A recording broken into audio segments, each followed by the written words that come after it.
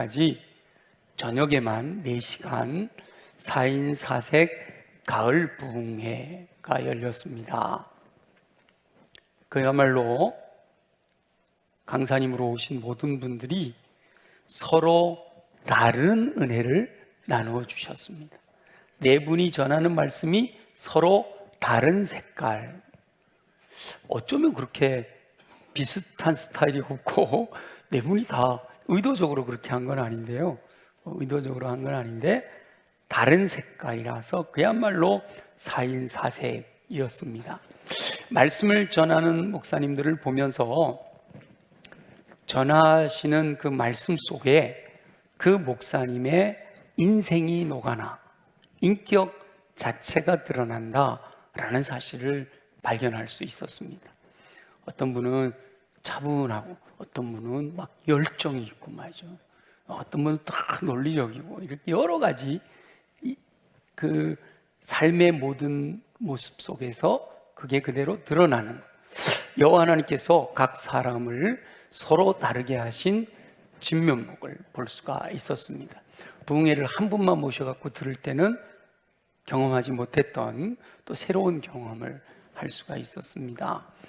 말씀은 서로 달랐지만 여호와 하나님을 향한 열정은 동일한 것을 발견할 수 있었고요. 예수 그리스도를 신뢰하며 보혜사 성령님의 이끄심을 따라 살려고 애쓰시는 모습은 다르지 않았습니다. 저와 여러분이 도전해 주신 말씀 듣고 흘려버리는 게 아니라 듣고 마음에 새겨 말씀대로 살아야 될 줄로 믿습니다. 목사님들을 통해 전해지는 그 말씀과 그 분위기가 바로 그분들의 인생 경험으로 인한 인격의 녹아남이었음을 보았습니다. 그렇기에 각자 다른 모습이지만 그 모습에서 감동을 받을 수가 있었습니다. 저는 개인적으로 친구들이고 다 이렇게 가까운 분들이지만 또 강단에서 전하시는 말씀을 들을 때 얼마나 은혜가 됐는지 몰라요. 도전도 되고 또 위로도 받고 또 힘을 얻기도 하고 그랬습니다. 예수 그리스도께서 이 땅에서 사역하시는 동안에 놀라운 기적이 일어납니다. 귀신 들려 눈 멀고 말 못하는 사람이 고침을 받았습니다. 귀신 들어서 눈도 멀고 말도 못하는 사람이 예수님께서 고쳐주시니까 사람들이 이거 도대체 무슨 일이야? 어떻게 이런 일이 일어나지? 어떻게 가능할까? 그러다가 이렇게 해석을 했어요. 귀신의 왕 바알세부를 힘입어서 귀신을 쫓아내는구나. 그렇게 생각을 했어요. 그래서 무리들이 예수 그리스도를 향해요. 너 귀신의 왕 바알세부를 힘입어서 귀신을 쫓아내고 있는 거지? 라고 모함을 합니다. 그래서 그 소리를 들으신 예수님이 그게 아니다 라는 사실을 말씀하시기 위하여 비유를 드시는데요. 마태복음 12장 33절에 보면 예수님이 이렇게 말씀하십니다. 한번 보죠. 다 같이 읽어볼까요? 시작. 나무도 좋고 열매도 좋다 하든지 나무도 좋지 않고 열매도 좋지 않다 하든지 해라. 그 열매로 나무를 아느니라. 나무가 좋으면 그 열매도 좋은 거야 라고 하고, 나무가 좋지 않으면 그 열매도 좋지 않다 라고 해야지 그 열매로 나무를 알 수 있는데, 눈 멀고 보지 못하던 사람이 보게 된 열매는 좋은 거잖아요. 근데 그 근원을 나쁜 거 귀신의 왕 바알세불이라고 하면은 말이 안 된다, 그 얘기를 하시는 거예요. 그러면서 35절에서 이렇게 말씀하십니다. 한번 읽어봅니다. 다 같이. 네, 조금 느려요. 형광등. 네. 다 같이 시작. 선한 사람은 그 쌓은 선에서 선한 것을 내고 악한 사람은 그 쌓은 악에서 악한 것을 내느니라. 선한 사람은 쌓은 것에서 선한 것. 그러니까 선한 것이 나왔다는 얘기는 그 사람이 어떤 사람이라는 거예요? 선한 사람이라는 거예요. 악한 사람이라면 악한 것이 나온다는 말이죠. 다시 말하면 예수 그리스도께서 바알세불을 힘입어서 이런 일을 하는 게 아니다. 귀신 들려서 보지도 못하고 말도 못하던 사람이 보게 되고 말하게 되는 건 선한 거예요? 악한 거예요? 선한 거잖아요. 근데 그 선한 것이 악한 바알세불을 통해서 나온다? 이거 말이 되냐?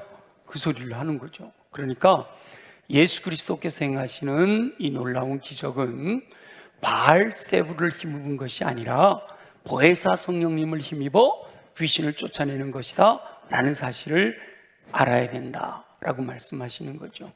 귀신의 왕이 귀신을 쫓아내는 것이 아니고 진정한 왕이신 여호와 하나님의 뜻을 따라 보혜사 성령님의 능력으로 귀신이 쫓겨가는 것이다 라고 강력하게 말씀하고 있는 거지요. 저와 여러분은 선한 열매를 맺기 위해 선한 사람이 되어야 할 줄로 믿습니다. 뭐 그렇게 하고 싶지 않으세요? 속으로만 아멘 하셨지, 그렇죠?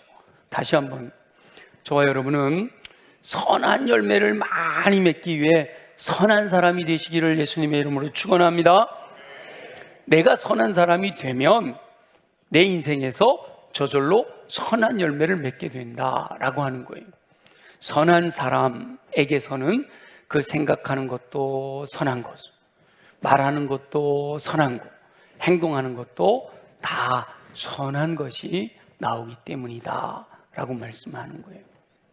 여호와 하나님께서는 사랑하시는 이스라엘을 향해서 오늘 본문에 보니까 그 가지가 무성하고 열매를 맺어서 아름다운 백향목이 될 것이다 라고 말씀하세요. 여러분, 얼마나 멋져요. 가지가 무성하고 열매를 맺어서 아름다운 백향목. 말씀을 통해 깨닫고 저와 여러분도 여호와 하나님께서 허락하시는 총을 통해 열매를 맺어서 아름다운 백향목처럼 승리하는 삶을 사시기를 예수 그리스도의 이름으로 축원합니다. 오늘 본문의 내용을 살펴보면 22절에 이렇게 말씀하시죠. 주 여호와께서 이같이 말씀하시되, 그러잖아요. 그러니까 에스겔 선지자가 내 말을 하는 게 아니고 여호와 하나님께서 이렇게 말씀하셨습니다 하고 하나님의 말씀을 대언하고 있는 거예요. 하나님께서 뭐라고 말씀하셨는가 하면 백향목 꼭대기에서 높은 가지를 꺾어다가 심으리라 라고 말씀하셨다는 거예요. 지금까지 에스겔 선지자는 여호와 하나님의 심판으로 인한 유다의 멸망을 예언하셨습니다. 백향목은 유다를 비유하는 존재예요. 이 백향목은 높은 나무예요. 아주 좋은 나무입니다. 그래서 자기 높이를 자랑하는 백향목, 유다가 스스로 자기가 높다라고 생각하고 있기 때문에 그가 꺾여 멸망하게 될 것이다 라고 말씀하는 거죠. 그런데 오늘 본문에 와서 긍휼이 풍성하신 여호와 하나님께서 그 꺾여진 그 높은 나무가 꺾여진 그 백향목의 높은 새 가지 끝에서, 이렇게 굵은 가지가 이렇게 나면 그 끝에 이렇게 연한 가지가 나오잖아요. 그 끝에서 연한 가지를 꺾어 높은 우뚝 솟은 산에 심을 거다라고 말씀하셔요. 그 높고 우뚝 솟은 산은 이스라엘의 높은 산 시온산을 의미합니다. 여호와 하나님께서 심으신 그 연한 가지가 무성하고 열매를 맺어서 아름다운 백향목이 될 것이다. 아주 연한 가지, 보잘것없고 힘없고 그러지만 하나님께서 그 가지를 꺾어다가 시온산에 심으면 그것이 자라나서 가지가 무성하고 열매를 맺어 아름다운 백향목이 되고 각종 새들이 그 아래 깃들이며 그 가지 그늘에 살게 될 것이다 라고 말씀하고 있는 겁니다. 그 모습을 보면서 우리 24절 한번 볼까요? 17장 24절. 네, 17장 24절 한번 볼게요. 시작. 들의 모든 나무가 나 여호와는 높은 나무는 낮추고 낮은 나무를 높이며 푸른 나무를 말리고 마른 나무를 무성하게 하는 줄 알리라. 나 여호와는 말하고 이루느니라 알아. 아멘. 이 말은 하나님께서 이 모든 것들을 주관하고 계시다라는 것을 말씀하고 있는 거죠. 나 여호와는 말하고 이루느니라 라고 분명하게 선언하고 계시잖아요.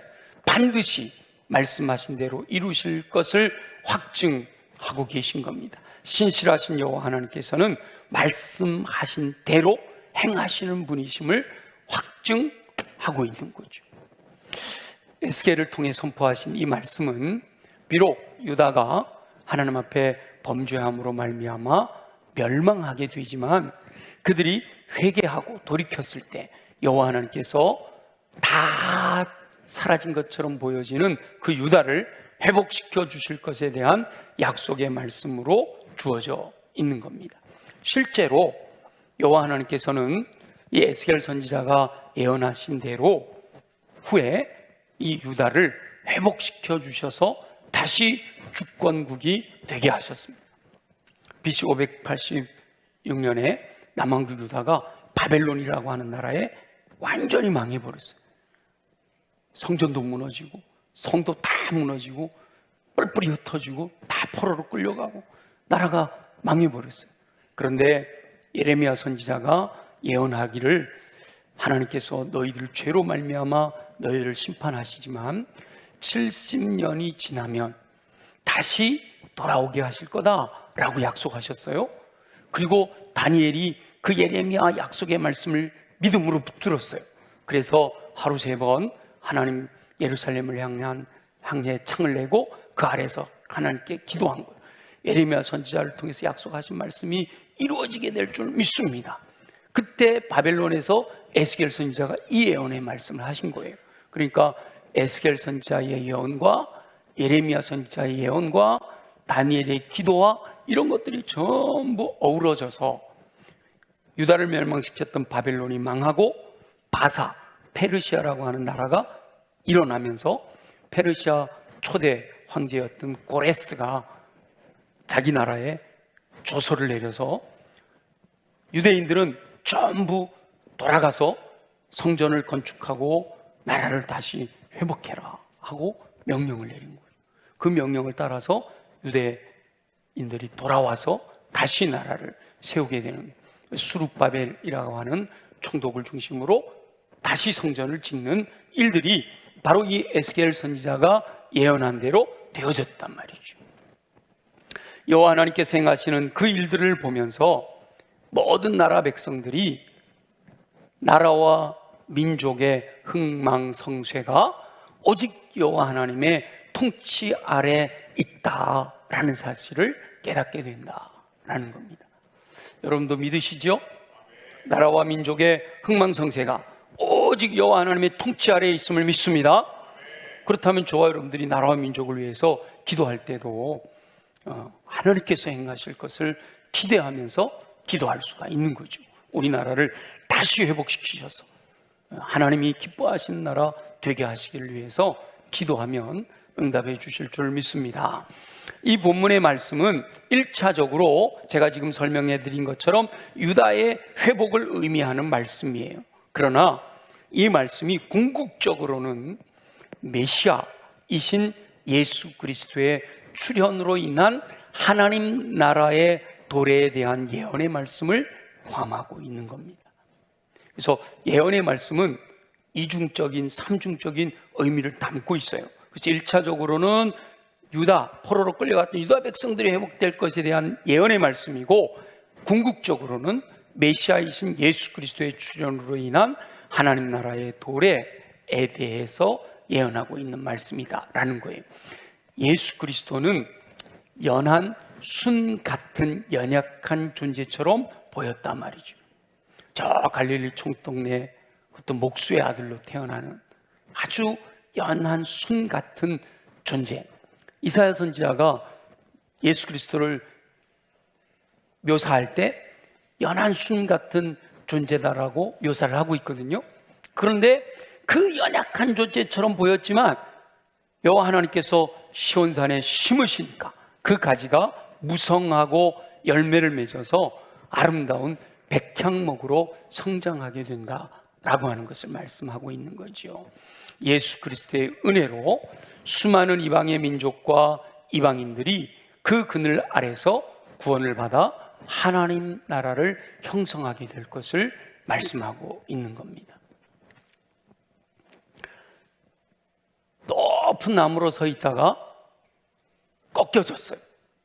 그 끝에 연한 가지 하나는 정말 보잘것없어 보이는 거죠. 그러나 여호와 하나님께서 높은 산에 심으심으로 그 가지가 무성하고 열매를 맺어서 아름다운 백향목으로 자라게 될 것을 약속하시는 겁니다. 저와 여러분의 인생도 어쩌면 이렇게 연한 순같이 보잘것없어 보이는지도 몰라요. 아유, 여러분 표정 보니까 저는 안 그런데요. 아유, 저는 대단합니다. 저는 단단한데요. 이러시는 분이 혹시 있을 수도 있어요. 그러나 영적으로 보면 우리는 다 연약한 존재들이에요. 그리고 또 실제로 지금 살아가는 삶에 육체적으로 어렵고 경제적으로 어렵고 또 자녀들 때문에 힘들고 부모님들 때문에 힘들고 여러 가지 사회 상황 속에서 관계로 인해서 힘들고 어려워 정말 나는 아주 바람 앞에 흔들리는 등불 같은 존재다라고 생각하는 분들도 있을 거예요. 그러나 전능하신 여호와 하나님께서 심으시면 그 가지가 무성해지고 열매를 맺어서 아름다운 백향목으로 성장하게 될 줄로 믿습니다. 오늘 주님이 주시는 이 말씀을 내게 주시는 주님의 음성으로 받아 아멘. 지금 제가 이 연한 가지처럼 아주 미약하지만 하나님이 나와 함께 하시고 주의 말씀을 따라 믿음으로 순종하면 열매를 맺어 아름다운 백향목으로 성장하게 될 줄 믿습니다.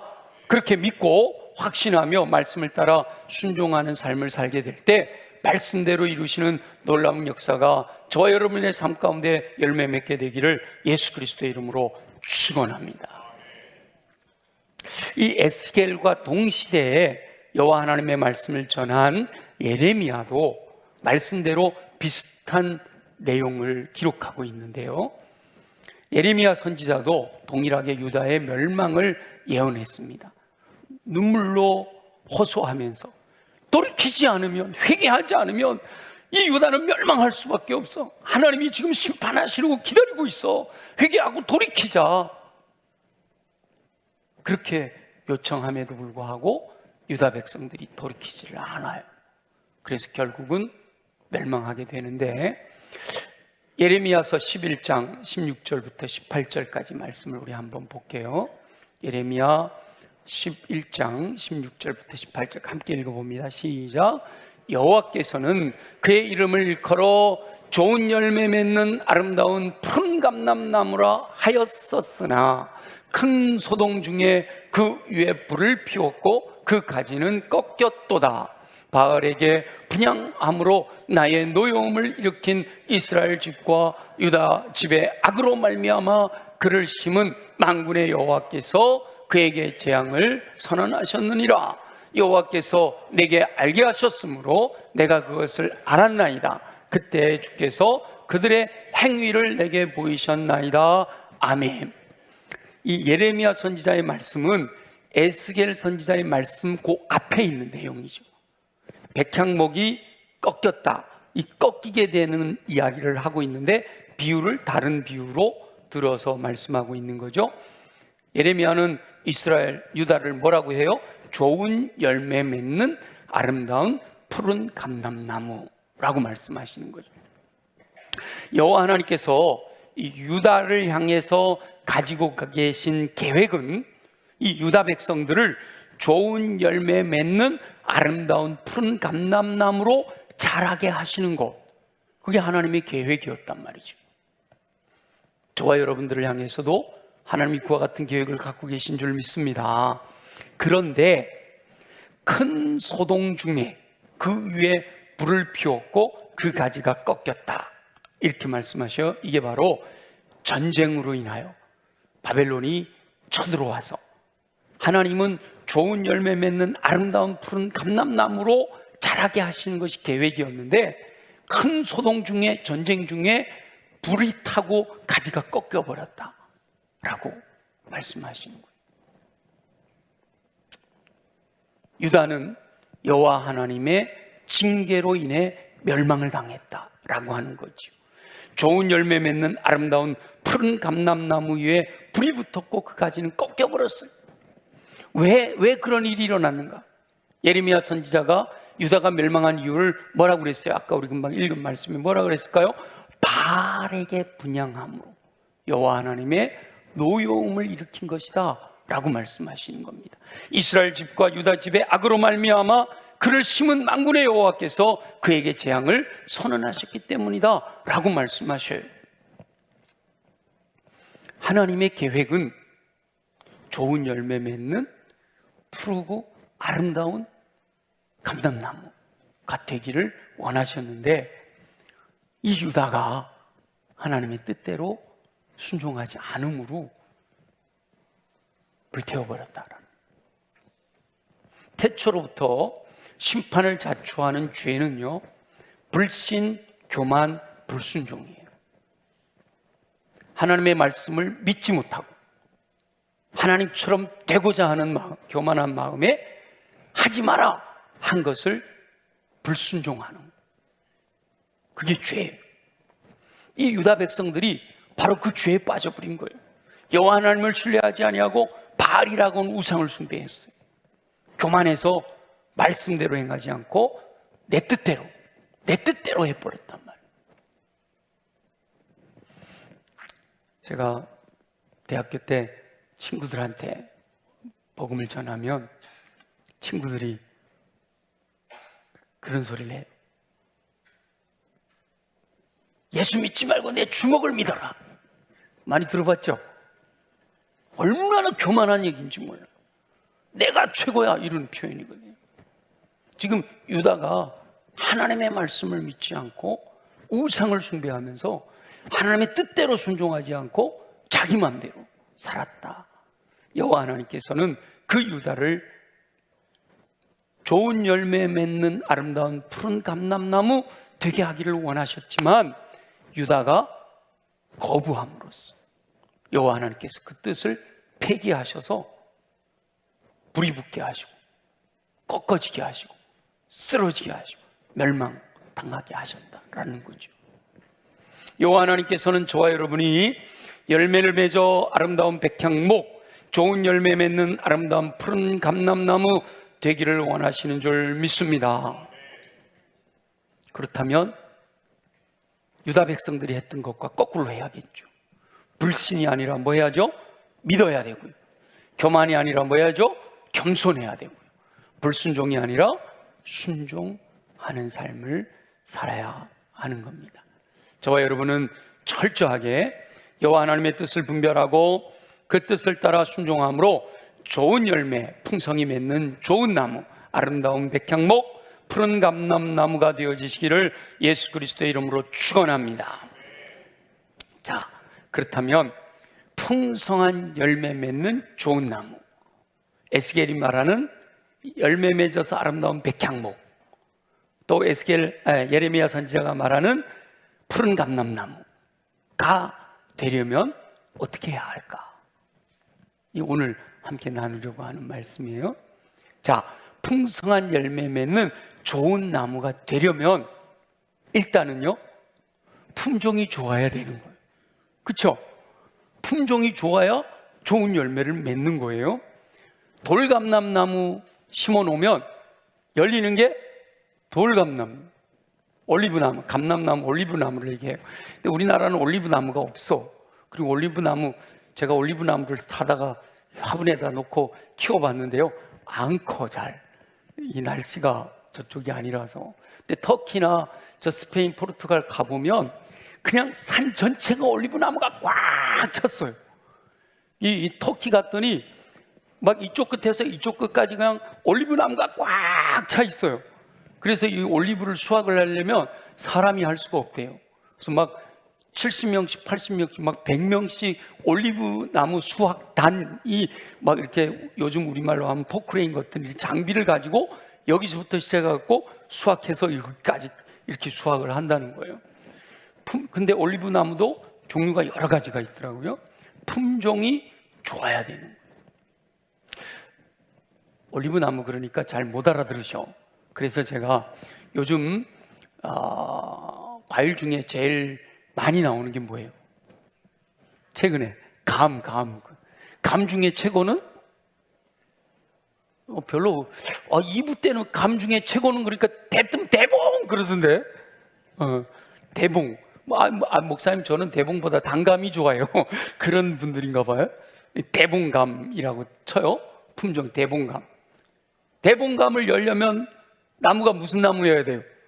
대봉감 나무여야지. 감 종류 중에 제일 보잘것없는 거 혹시 뭔지 아세요? 땡감보다 더 작은 거 있어요.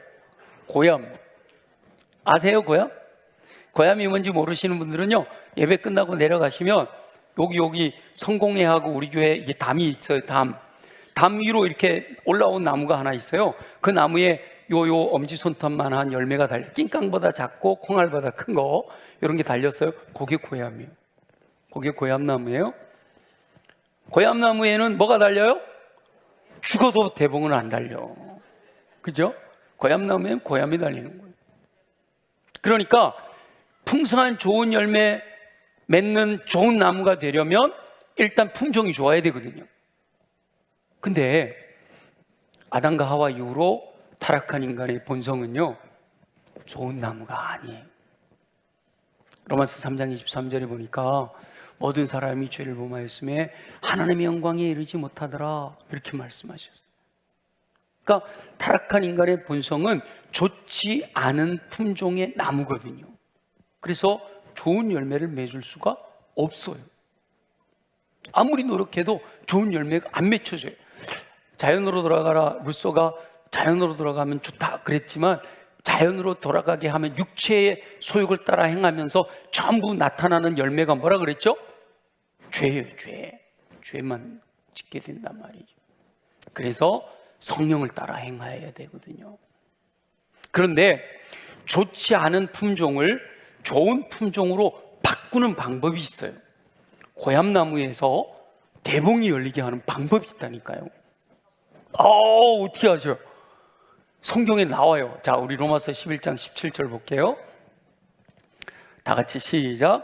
또한 가지 얼마가 꺾였는데 돌감람나무인 내가 그들 중에 젖붙임이 되어 참감나무 뿌리의 진액을 함께 받는 자가 되었다. 농업 쪽으로 보면 저 본문이 이해가 거꾸로이긴 해요. 그런데 여기서 중요한 것은 뭐라고요? 젖붙였다. 이게 중요한 거예요. 젖붙였다라는 건 뭔가 하면, 저는 시골에서 살았고 또 중학교 때는 3년 동안 농업을 배웠어요. 농업. 저희 학교에서는 농업을 가르쳤어요. 근데 고얌나무를 이렇게 자라는 거를요, 여기 쫙 쳐요. 사선으로 쳐야 돼요. 여기 똑바로 치면 안 되고 사선으로 치고, 대봉감나무에서 가지를 하나 딱 꺾어요. 그래가지고 여기다가 탁 붙여요. 그 다음에 여기다가 뭐요? 비닐로 챙챙 감아둬요. 그러면 요 뿌리에서 올라오는 양분이 가지로 올라가가지고 그 나무에 뭐가 달리게 해요? 대봉이 달려요. 그게 젖붙인다라는 거예요. 근데 이스라엘은 감람나무, 올리브니까 돌감람나무에 뭘 갖다 붙여요? 참감람나무를 갖다 붙이면 뭐가 달린다는 거예요? 올리브, 참감람나무 열매가 맺힌다라는 거예요. 성경은 비유잖아요. 비유. 지금 뭐 백향목이다, 푸른 감람나무다, 다 비유란 말이에요. 그러면 젖붙인다는 의미가 뭘까? 젖붙인다라는 의미가 뭘까? 그게 바로 영적인 의미에서는 거듭남을 의미하는 거예요. 거듭남. 죄와 허물로 죽었던 영혼이 예수 그리스도 십자가 보혈의 은총으로 젖붙임이 돼서 이제는 죄와 허물로 죽은 존재가 아니라 여호와 하나님의 자녀로 거듭나는 은혜가 임하게 되는 줄 믿습니다. 죄의 종이 여호와 하나님의 자녀로 신분이 바뀌는 거예요. 품종이 바뀌는 거예요. 돌감람나무가 청감람나무 되는 거예요. 고향나무가 대북나무가 되는 거예요. 죄의 종이 뭐가 되는 거예요? 하나님의 자녀가 되는 거예요. 품종이 완전히 변화된 거죠. 품종이 바뀌지 않은 상태에서 아무리 거름을 주고 물을 적당히 공급해도 여전히 돌감람나무 열매밖에는 맺을 수가 없어요. 참감람나무로 품종이 바뀐 뒤에는 거름을 주고 물을 공급하면 좋은 열매 풍성히 맺게 되는 줄로 믿습니다. 그러니까 오늘 에스겔 선지자의 표현에 의하면 쓰러진 백향목, 이미 생명이 끝났잖아요. 끝났는데 그 끝에서 연한 가지를 꺾어다가 이스라엘 높은 산에 심은 거, 그게 바로 예수 그리스도의 보혈의 은총으로 거듭나는 은혜를 의미하는 거예요. 거듭남, 중생의 은혜를 통하여 변화돼야 돼요. 품종이 바뀌어야 돼요. 체질이 개선이 돼야 돼요. 근본이 바뀌어야 돼요. 근본이 바뀌지 않으면 안 된단 말이에요. 아무리 노력해도 안 된다. 그걸 제가 뭐라고 표현하죠? 마이너스 인생이라니까요. 숫자 앞에 마이너스가 붙었어요. 마이너스가 붙었어요. 마이너스 1. 안 돼. 1 갖고 안 돼. 나 너 열심히 노력할 거야. 열심히 노력해. 10. 그래 봐야 뭐예요? 마이너스 10이에요. 더 노력해봐야 마이너스 100이야. 의미가 없어요. 다르게 비유하면 이런 거예요. 해적선을 타서, 내가 타고 있는 배가 해적선이에요. 해적선 안에서 열심히 청소도 하고 열심히 밥도 하고 열심히 빨래도 하고 막 사람들을 사랑하기도 하고 너무너무 성실하게 살아도 해적선을 타고 있으면 그 사람 하는 모든 게 다 뭐 하는 거예요? 해적질 하는 거예요. 그러니까 해적선을 타고 있으면 안 돼. 해적선에서 어디로 옮겨 타야 돼요? 구원의 방주로 옮겨 타야 되는 거예요. 구원의 방주를 타고 있으면 언젠가는 천국에 이르게 되는 거란 말이죠. 여러 가지 비유로 표현되고 있지만 성경에는 여러 가지 비유로 말씀하고 있어요. 그런데 진정으로 거듭남의 은혜를 누린 영혼들만이 결국은 좋은 열매를 풍성하게 맺을 수 있는 가능성을 갖게 되는 거죠. 체질이 개선됐다고 바로 풍성한 열매를 맺느냐? 그렇진 않아요. 가능성, 시작이라는 거예요. 시작.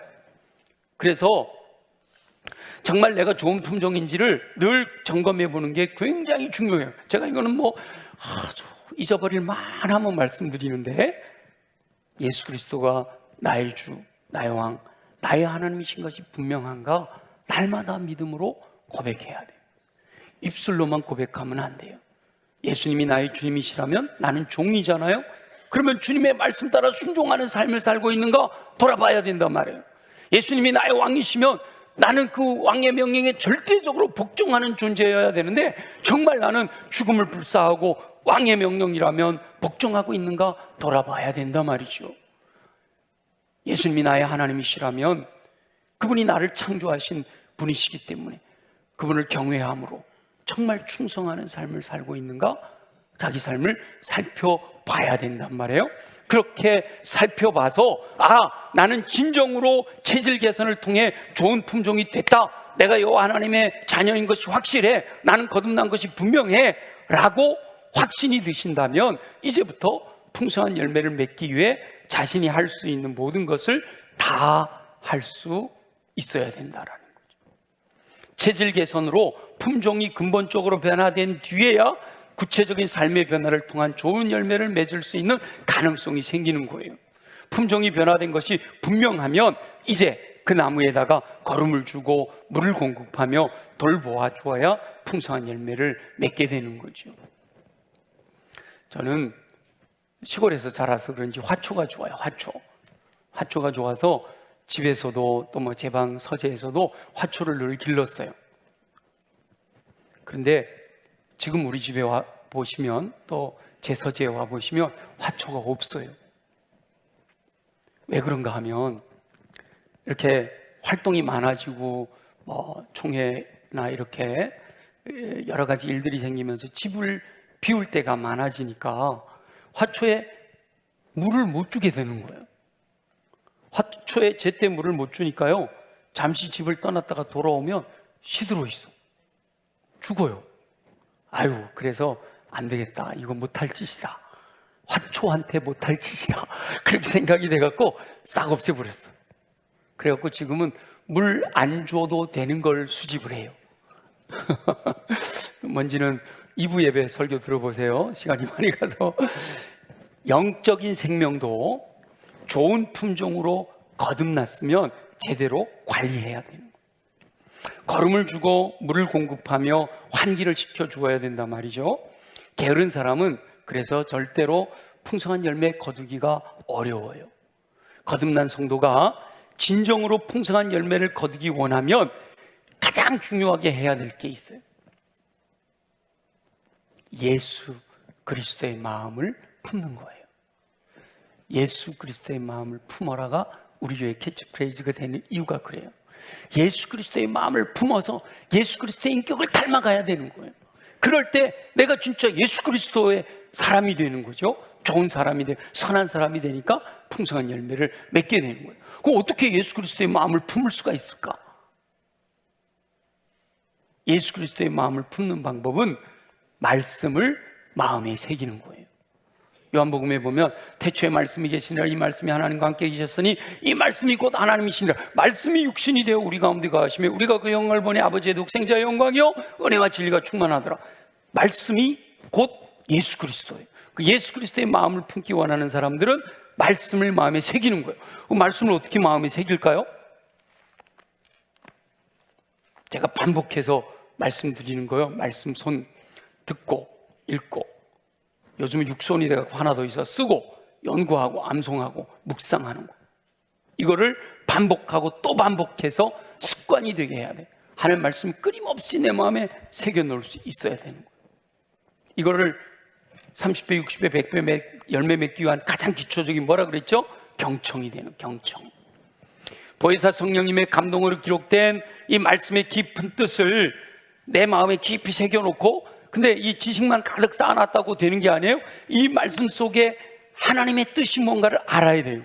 근데 성경은 하나님의 감동으로 기록이 됐기 때문에 성령님의 조명하심을 통해서만 깨달을 수가 있어요.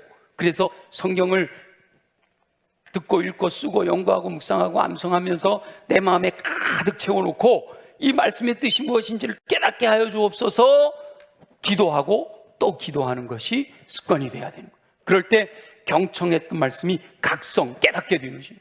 아, 이 말씀이 이런 뜻이었구나. 와, 열매 맺어 풍성한 아름다운 백향목, 아, 그것이 바로 예수 그리스도로 말미암아 거듭났다는 의미로구나. 이거 이제 깨달아지는 거예요. 깨달아요. 그 깨달아지면 그 다음에 그 깨달아진 말씀이 나를 향해 주시는 주님의 음성이다 라고 수용해야 되죠. 믿어야 되는 거예요.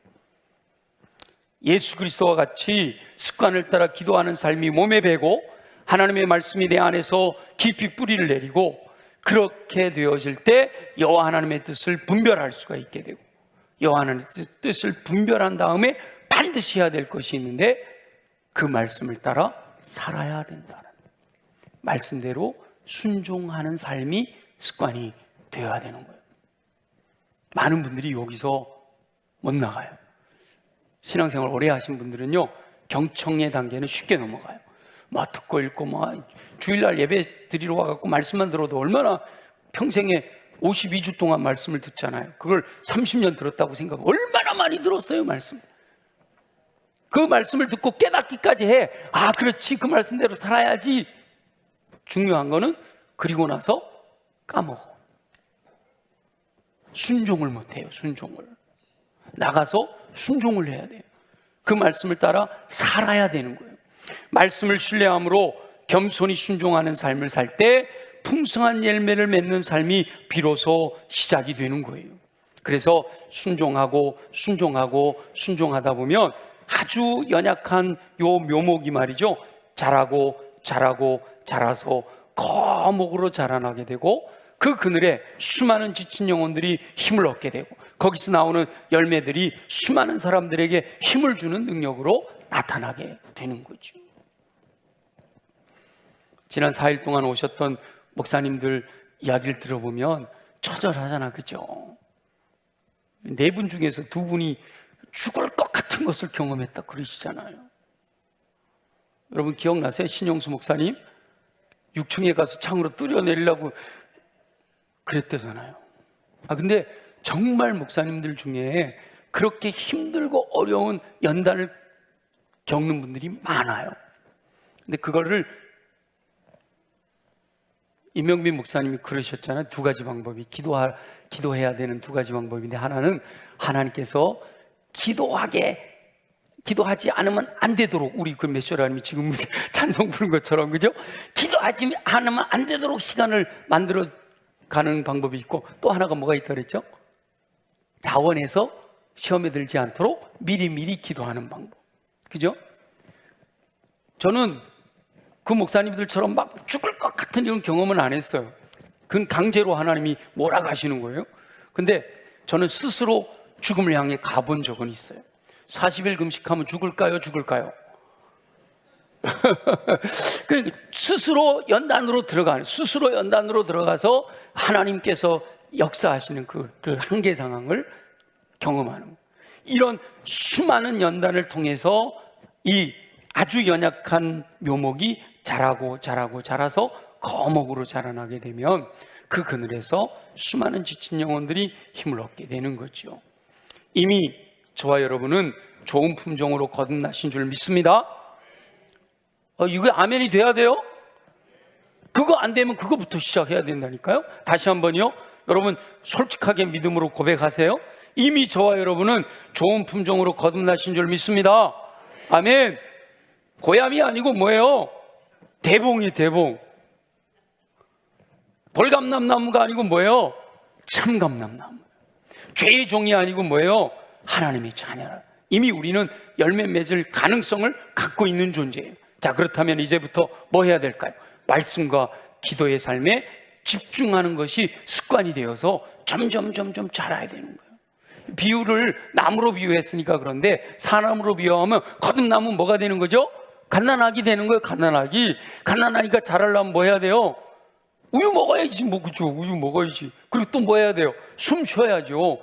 먹는 게 뭐예요? 말씀이잖아요. 생명의 양식. 숨 쉬는 게 뭐예요? 영혼의 호흡, 기도잖아요. 말씀도 기도예요. 이게 뭐 성경은 다 연결이 되는 거예요. 그래야지 갓난아이가 자라서 어린아이가 되고, 어린아이가 자라서 청년이 되고, 청년이 자라서 어른이 되어야만 그 장년이 된 사람 그늘에서 또 자녀들도 자라고 자녀 손도 자라고 수많은 사람들이 거기서 살아나는 거잖아요.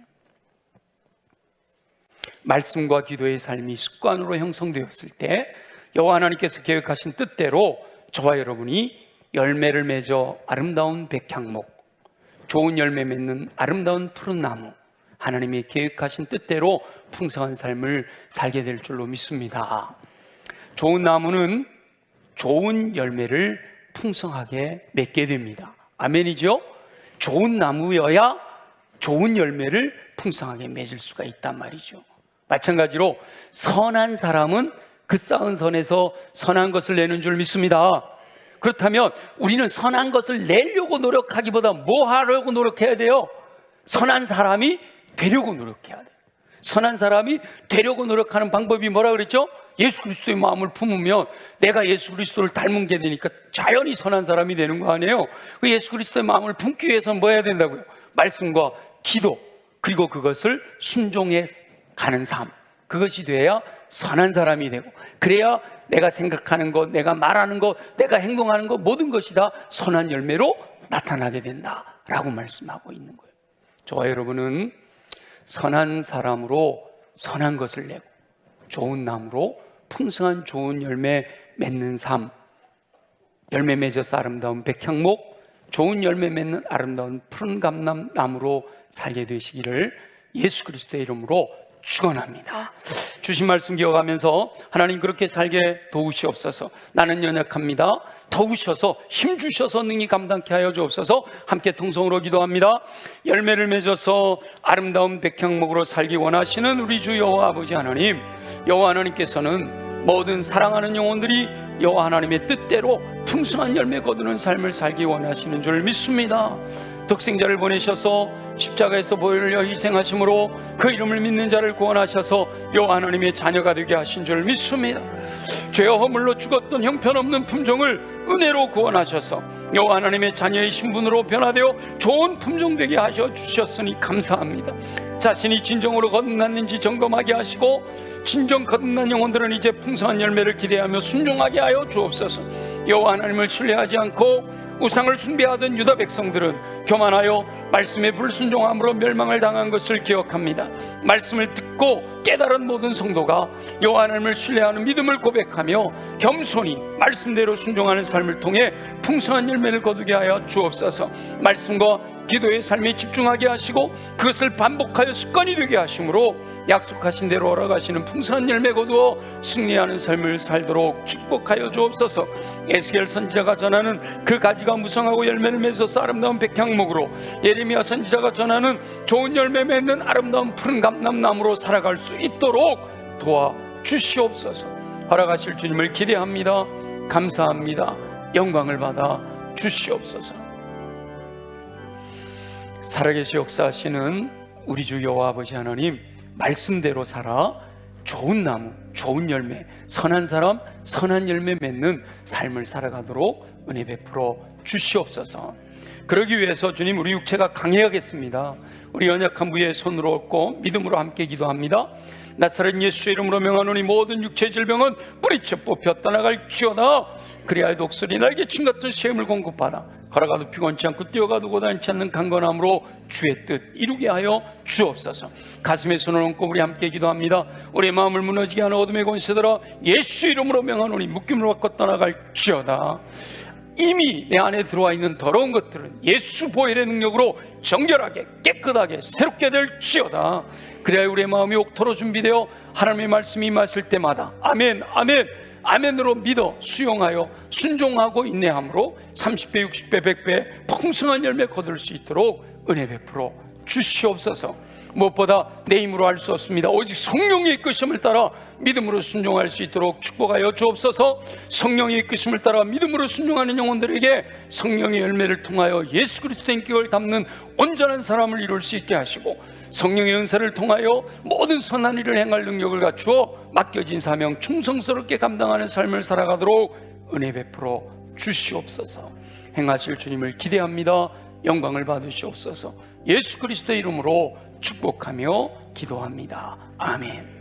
우리 다 함께 일어나셔서 또 하나의 열매를 바라시며 함께 찬양하고 축도합니다.